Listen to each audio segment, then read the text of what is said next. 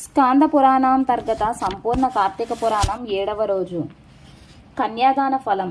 ఓ జనక మహారాజా, ఈ కార్తీక మాసం గొప్పతనం గురించి ఎంత చెప్పినా ఇంకా చెప్పవలసినదని ఉంటూనే ఉంటుంది. ఈ నెలలో చేయు ప్రతి సత్కార్యమునకు కలుగు ఫలితం అనంతం. ఈ నెలలో అతి ముఖ్యమైనది నదీ స్నానం. అలాగనే దీపారాధన, సమారాధన, పుణ్యహేతువులు తదితర పుణ్యకార్యాల వలె ఒక పేద బ్రాహ్మణ కుమారునకు ఉపనయనం చేయుట చాలా మంచిది. ఉపనయనం చేయుటకు శక్తి చాలని వారు దక్షిణ తాంబూలాదులు ఇచ్చి ఉపనయనం చేయించిన ఆ ఫలితమే కలుగుతుంది. ఎంతటి పాపమైనా తొలగిపోతుంది. వ్యభిచార దోషం నశించిపోతుంది. నూతులు చెరువులు త్రవ్వించిన ఫలం కలుగుతుంది. అంతకన్నా అధిక ఫలప్రదాయమైనట్టిది కన్యాదానము. ఇందువలన తాను తన పూర్వీకులు తరిస్తారు. ఆ విషయాన్ని తేటతెల్లం చేసే ఇతిహాసం చెబుతాను విను. పూర్వకాలంలో వంగదేశంలో సూర్యుడనే రాజు ఉండేవాడు. అతని భార్య లేడి కన్నుల వంటి కన్నుల గల రూపవతి. శత్రురాజుల వలన, దాయాదుల వలన సూర్యుడు రాజ్యాన్ని పోగొట్టుకున్నాడు.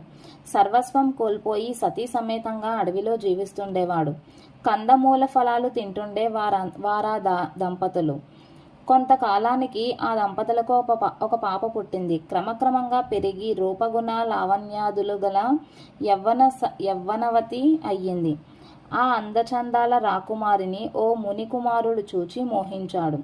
రాజు చెంతకు వెళ్ళి ఆమెను తనకిచ్చి వివాహం చేయమన్నాడు. మునికుమార, నీ కోరిక నాకు సమ్మతమే, కానీ నేను సర్వస్వం కోల్పోయి కందమూలాలు తింటూ బ్రతుకుతున్న దౌర్భాగ్యుణ్ణి, అష్టకష్టాలు పడుతున్నవాణ్ణి. నీవు నాకు ఒకంత ధనమిస్తే నా కుమార్తెను నీకిచ్చి పెళ్లి చేయగలవాడను అన్నాడు. అందుకు ఆ మునికుమారుడు కుబేరుని గూర్చి తపస్సు చేసి కుబేరుని అనుగ్రహంతో సిరులు సంపదలు, ఆ సిరి సంపదలను రాజుకిచ్చి కన్యను వివాహం చేసుకున్నాడు. వధువును వెంట తీసుకుని ఆ మునికుమారుడు వెళ్ళిపోయాడు. అతడు ఇచ్చిన సిరితో ఆ ఆశ్రమాన్ని నిర్మించుకొని జీవిత అవసరమైన వస్తువులను సేకరించుకుంటూ రాజు సతీ సమేతంగా సుఖంగా జీవిస్తున్నాడు. మరికొంతకాలానికి ఆ రాజు దంపతులు మరొక పుత్రిక పుట్టింది.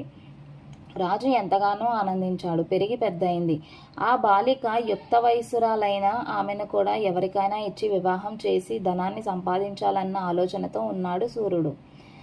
యతీశ్వరుడనే మునీశ్వరుడు నర్మదా నదీ స్నానానికి తపతి నదీ తీరం నుండి ఆ ప్రాంతానికి వచ్చి సూర్యుణ్ణి కలుసుకున్నాడు. మహారాజు యోగక్షేమాలను ప్రశ్నించాడు. ముని పుంగవ, నేను వంగదేశము మహాధిపతినకు వీరుడను. నా రాజ్యం శత్రురాజులు వశమై అడవుల పాలయ్యను. దరిద్రం కన్నా కష్టము, పుత్ర శోకముకు మించిన దుఃఖము, భార్యా వియోగ సంతాపమునకు మించిన బాధ ఉండబోదు. నాకు 2 కుమార్తెలు గలరు. పెద్దామెను కొంత ధనం పుచ్చుకొని మునికుమారునికిచ్చి వివాహం చేసి కొంతలో కొంత సుఖిస్తున్నాను.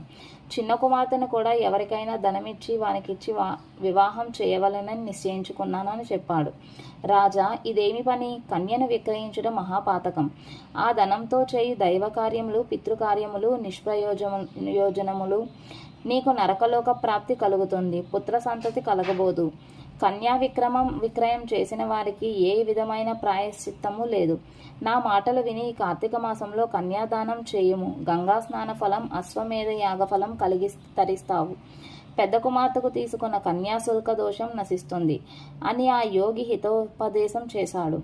మహానుభావ, అవేమి మాటలు! పాపఫలము వలన నరకయాతనలు ఎప్పుడు కలుగునో మానునో గాని దారిద్ర్య బాధతో పడు జీవితాలను అధిగమించుట జీవితానికి ముఖ్యం.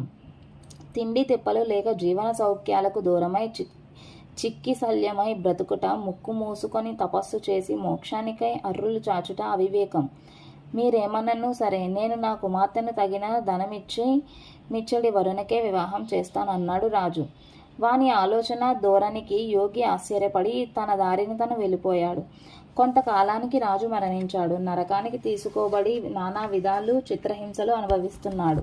అతని పూర్వీకుడు ధర్మనిరతుడు అయిన శృతకీర్తిని రాజు పాపచర్యలు కారణంగా స్వర్గం నుండి నరకానికి తీసుకొని పోయారు యమభటులు. ఏ విధమైన అధర్మములను చేయినా వ్రత క్రతు దీక్షలతో దాన ధర్మాలతో బ్రతుకంతా గడిపినందువలన స్వర్గలోకవాసం చేస్తున్న తనను ఎందువల్ల నరకయాతనలకు గురి చేస్తున్నారో తెలియక కారణమేమిటని యమధర్మరాజును ప్రశ్నించాడు. ఓయి శృతకీర్తి, నీవు పవిత్రమైన వ్యక్తివే, కానీ నీ వంశీయుడైన సూర్యుడనే రాజు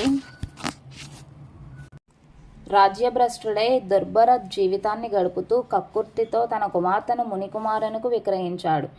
ఆ దోషము వల్ల అతను నరకయాతనలు పాలయ్యాడు. ఆ దోషం వల్ల నీకు సైతం ఈ దుస్థితి కలిగిందన్నాడు. ఇంతకు తరుణోపాయం లేదా అని ప్రశ్నించాడు శృతకీర్తి. ఓ ఈ రాజచంద్రమ, సూర్యుని భార్యాపుత్రికలు నర్మదాన నదీ తీరాన వర్ణకుటీరంలో నివసిస్తున్నారు. వీరి రెండవ కుమార్తె యుక్త వయసురాలైంది. నా ఆశిస్సు ఫలంగా నువ్వు అక్కడకు వెళ్ళు. కార్తీక మాసంలో సాలంకృత కన్యాదానం చేయించు. ఆ పుణ్యం వల్ల దోషం తొలగిపోతుంది, మీకు నరక విముక్తి కలుగుతుందని హితవు చెప్పాడు. అంతటా శృతకీర్తి యమధర్మరాజు ఆశీర్వాద ప్రభావంతో నర్మదా నదికి చేరుకొని వారి ఆశ్రమంలో ప్రవేశించి రాజు భార్యకు తమ స్థితిని కన్యాదానం గురించి కార్తీక మాసంలో చేయటం వలన కలుగు ఫలితాన్ని గురించి ప్రబోధించాడు.